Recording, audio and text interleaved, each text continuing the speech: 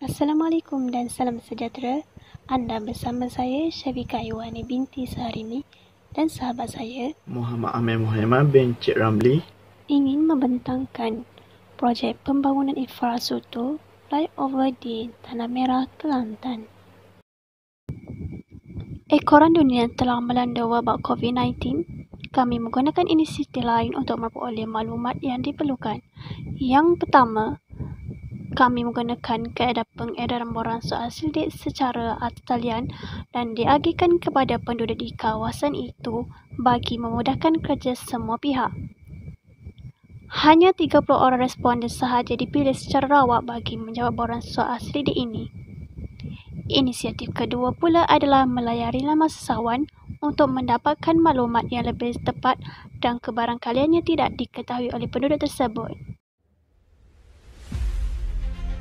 Untuk pengetahuan semua, persimpangan bertingkat ini diberi nama panggilan Flyover Datuk Ikmal kerana pembinaan flyover ini merupakan idea oleh ahli Parlimen Tanah Merah itu sendiri, iaitu Datuk Seri Ikmal Hisham Abdul Aziz. Pelaksanaan projek ini amat strategik dan berada di pusat bandar Tanah Merah. Kajian ini memfokuskan dua objektif utama, iaitu mengenal pasti faktor kejayaan projek pembangunan infrastruktur flyover dan mengenal pasti impak daripada projek pembangunan infrastruktur ini kepada penduduk setempat. Tumpuan utama bukan sahaja untuk memperluaskan keupayaan fizikal dan capaian kepada rangkaian infrastruktur, tetapi yang paling penting untuk meningkatkan prestasi, produktiviti dan kemampuan terhadap perkhidmatan. Tumpuan ini bukan sahaja dapat menyediakan kemudahan kepada seluruh isi rumah di bandar ataupun di luar bandar, malah menjadikan perkhidmatan setaraf dengan negara maju dan inklusi menjelang tahun 2020. Asas perkembangan ekonomi yang akan diperkukuhkan dan persekitaran yang mampu memberi sokongan yang baik kepada pertumbuhan yang akan disediakan. Pada Ogos 2016, projek pembangunan infrastruktur yang dikenali sebagai Flyover Datuk Ikmal di Tanah Merah, Kelantan telah dimulakan dan anggaran masa untuk menyiapkannya adalah selama 52 bulan. Konsep yang digunakan untuk projek ini adalah Hollabots kerana menggunakan kelainan dari segi pembuatannya. Tujuan utama projek ini dilakukan bagi mengurangkan kesesakan lalu lintas yang berlaku di kawasan pusat bandar tersebut. Hasil kajian dalam bahagian ini terdapat dua bahagian. Yang pertama ialah faktor kejayaan dan kedua ialah impak projek ini. Kita mulakan dengan faktor kejayaan projek ini. Yang pertama ialah tempoh masa projek yang singkat. Projek pembangunan ini dapat disiapkan mengikut jadual atau lebih awal daripada tarikh projek yang telah ditetapkan. Projek berkenaan dimulakan pada 20 Ogos 2016 dan mengambil masa 52 bulan untuk disiapkan. Ini merupakan kejayaan yang harus dipuji kerana masyarakat dapat menikmati kemudahan ini lebih cepat dan memberi kesan positif kerana kesesakan telah berkurang. Pengguna jalan raya lain tidak perlu lagi menggunakan jalan yang sama dengan penduduk tempatan dan dapat jimatkan masa perjalanan.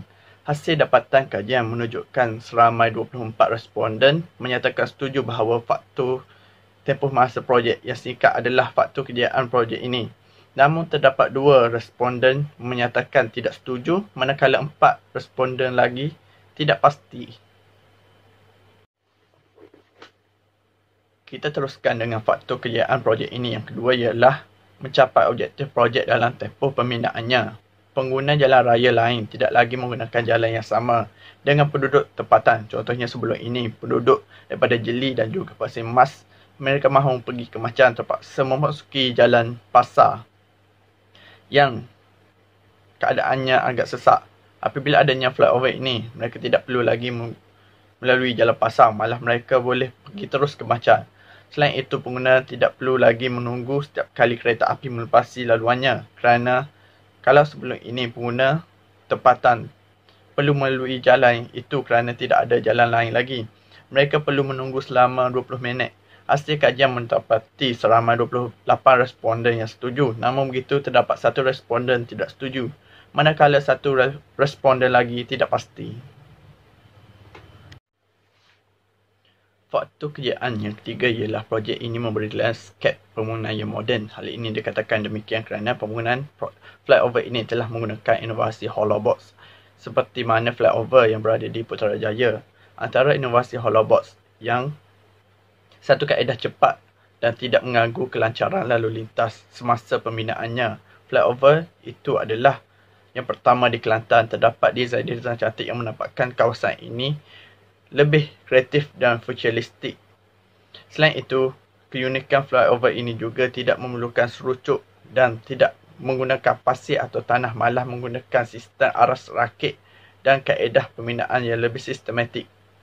Flyover ini berbentuk T atau lebih dikenali sebagai elevated T-junction. Yang uniknya flyover ini berada di atas landasan kereta api.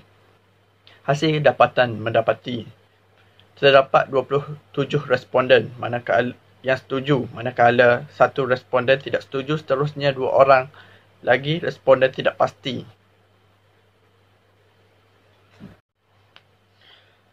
Kita masuk kepada impak pembangunan flyover. Yang pertama ialah kesesakan lalu lintas makin berkurang. Hasil kajian mendapati seramai 30 responden setuju dengan pembinaan projek ini dapat mengurangkan kesesakan lalu lintas. Hal ini dikatakan demikian kerana kesesakan lalu lintas berlaku pada setiap pagi. Ini disebabkan oleh kebanyakan penduduk mula keluar untuk pergi bekerja dan menghantar anak-anak ke sekolah. Dengan adanya flyover ini, secara tidak langsung dapat mengurangkan kesesakan lalu lintas yang dihadapinya, terutama bagi penduduk tempatan dan pengguna jalan raya yang lain. Impak kedua ialah memberi faedah kepada peniaga tempatan. Seramai 19 orang responden setuju bahawa dengan pembinaan projek ini dapat memberi faedah kepada peniaga tempatan. Namun begitu, terdapat 6 orang responden tidak setuju, manakala yang selebihnya mengatakan tidak pasti. Berdasarkan hasil dapatan dari soal selidik ini, menunjukkan 2/3 responden menyatakan setuju bahawa pembinaan flyover ini mampu memberi faedah kepada peniaga tempatan. Impak ketiga ialah dapat menyematkan masa perjalanan penduduk daripada kawasan Jeli dan Pasir Mas yang hendak pergi ke Machang melalui jalan tersebut. Hal ini dikatakan demikian kerana seramai 29 responden setuju bahawa projek ini dapat menyematkan lebih banyak masa perjalanan mereka, manakala hanya satu orang responden yang menyatakan tidak setuju. Sebelum ini, pengguna daripada Jeli dan Pasir Mas yang hendak pergi ke Machang terpaksa melalui jalan pasar yang sesak. Apabila adanya projek flyover ini dapat menyematkan lebih banyak masa mereka, serta pengguna tidak perlu lagi berhadapan dengan kesesakan lalu lintas. Di samping itu, impak keempat ialah penduduk sekitar tidak perlu lagi menunggu lama semasa kereta api yang melalui kawasan tersebut.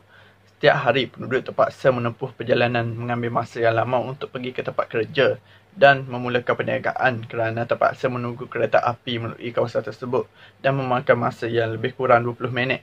Hasil dapatan kajian menunjukkan 29 responden menyatakan setuju, namun begitu terdapat seorang responden mengatakan tidak setuju. Secara keseluruhannya, pembinaan pembangunan infrastruktur telah berjaya dilaksanakan dengan lancar dan memberi impak yang baik kepada penduduk luar bandar. Secara tidak langsungnya akan membangunkan kawasan luar bandar dan menjadikannya sebuah negara yang lebih maju pada masa akan datang. Sekian, terima kasih.